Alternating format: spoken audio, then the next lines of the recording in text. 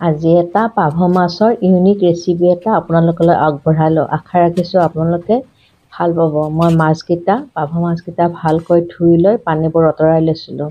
এতিয়া নিমখ জোখমতে দিলোঁ, হালধি দিলোঁ আৰু অলপ কাশ্মীৰী মিৰ্চ পাউডাৰ দিলোঁ। কাশ্মীৰী মিৰ্চ পাউডাৰ দিলে মানে খুব ধুনীয়া ৰং ধৰে, ৰঙচুৱা হয়। আৰু এয়া 1-1.5 চামুচমান বেচন দিলোঁ। বেচনখিনি একচুৱেলি চালি ল'ব লাগিছিল, সেইকাৰণে অলপ দখৰা দখৰা হৈছে। বেচন দি সানি ল'লে মাছবোৰ তলত লাগি নাযায়। আৰু এয়া নহৰু ল'লোঁ, এটা বিলাহী ল'লোঁ আৰু 1 চামুচ সৰিয়হ লৈছোঁ। মই সৰিয়হটো ক'লা সৰিয়হটো লৈছোঁ। এয়া সৰিয়হ 1 চামুচ লৈছোঁ আৰু এইখিনি এতিয়া ভালকৈ মই গ্ৰাইণ্ডাৰত গুড়া কৰি ল'ম। এয়া অলপ নিমখ দিছিলোঁ, এয়া কৰি ল'লোঁ। এতিয়া এখন কেৰাহী বহুৱাই দিলোঁ, তাত মিঠাতেল দিলোঁ। মিঠাতেলেৰে মাছ বনালে আঞ্জাখন খাবলৈ বৰ টেষ্টি হয়। এতিয়া মাছকেইটা ইয়াতে ভালকৈ ভাজি ল'ম। চাবচোন মাছকেইটা একেবাৰে তলত নালাগে বেচন দিয়াৰ বাবে। আপোনালোকে এনেকৈ কেতিয়াবা বনাই চাইছিলনে? বনাই চাবচোন, ধুনীয়া হয়। এতিয়া মাছকেইটা ওলোটা পিঠি ওলোটা দিলোঁ, অলপ ভালকৈ ভাজি ল'ম। কাৰণ পাভ মাছটো ঢিলা হয়, ভাঙি যোৱাৰ সম্ভাৱনা থাকে। এনেকৈ ওলট পালট কৰি দিলোঁ। আপোনালোকে মোৰ চেনেলটো এতিয়ালৈ যদি ছাবস্ক্ৰাইব কৰা নাই তেতিয়াহ'লে ছাবস্ক্ৰাইব কৰিব, বেল আইকনটো বজাবলৈ নাপাহৰিব, লাইক কমেণ্ট কৰিব আৰু ভিডিঅ'টো শ্বেয়াৰ কৰিব। মাছকেইটা ভালকৈ মই তুলি থলোঁ আৰু অইন মাছকেইটাও মই এনেদৰে ভাজি ল'ম।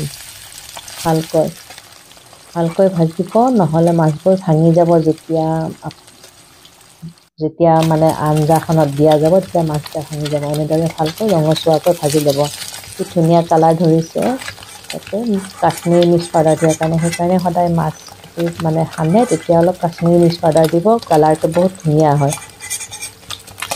আৰু বেচন দি কৰিবচোন, কেতিয়াবা সৰু মাছ এনেদৰে একেবাৰে ভাঙি নাযায়, মাছটো খুব ধুনীয়া মুৰমুৰীয়া হয়। এনেদৰে মাছকেইটা মই উলিয়াই ল'লোঁ।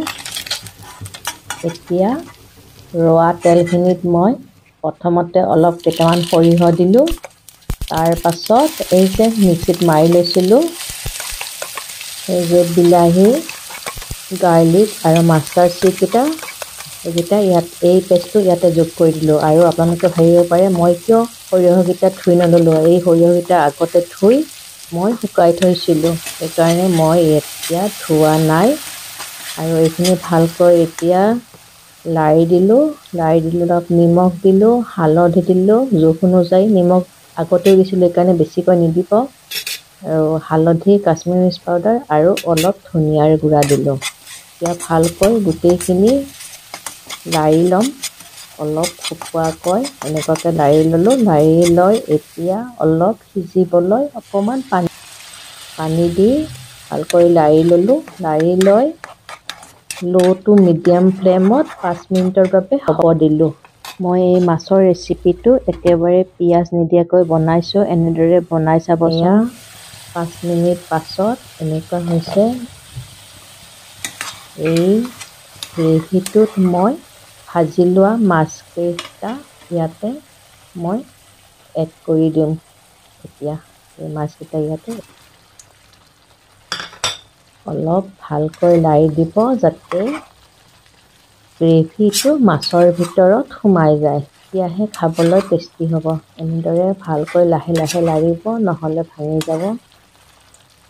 মাছকেইটা গোটা গোটা হৈ থাকিলে খাবলৈও ভাল লাগে দিয়কচোন। খোৱাৰ সময়ত এনেকৈ লাৰি দিব। আপোনালোকে ক'ৰ পৰা মোৰ ৰেচিপিটো চাইছে কমেণ্ট কৰি জনাবচোন, আৰু কেনেকুৱা পাইছে বনাই চাব এনেদৰে যদি বনোৱা নাই।